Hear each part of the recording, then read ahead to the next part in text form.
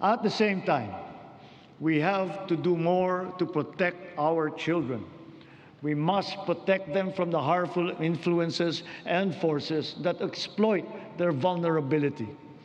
The corrosive influence of fake news, the unfettered exposure to pornography, even to minors, the constant depiction of casual violence, and the toxicity and hate culture pervasive in social media. These pernicious influences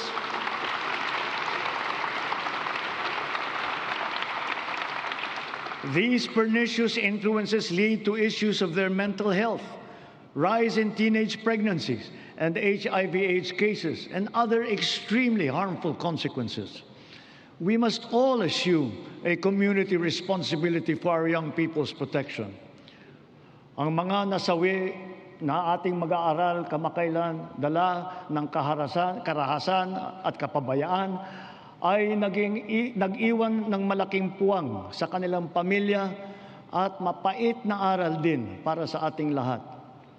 Sa mga magulang at kaanak ng mga nasawit at nasaktan dahil sa nangyaring karahasan sa mga paaralan, tanggapin po ninyo ang aming taimtib na pakikiramay.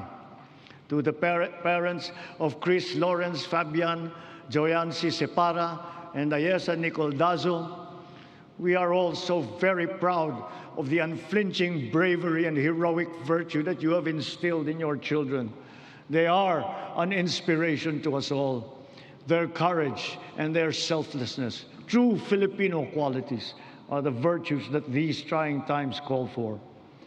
Kailangang mamulat ang buong lipunan at akuin ang responsibilidad. Pag-ibayuhin natin ang ating paggabay at pag-aruga sa ating mga kabataan.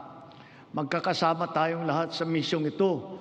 Ang pamahalaan, pamilya, paaralan, simbahan, industriya, komunidad. Tatayo ang paaralan bilang pangalawang tahanan para sa kanila.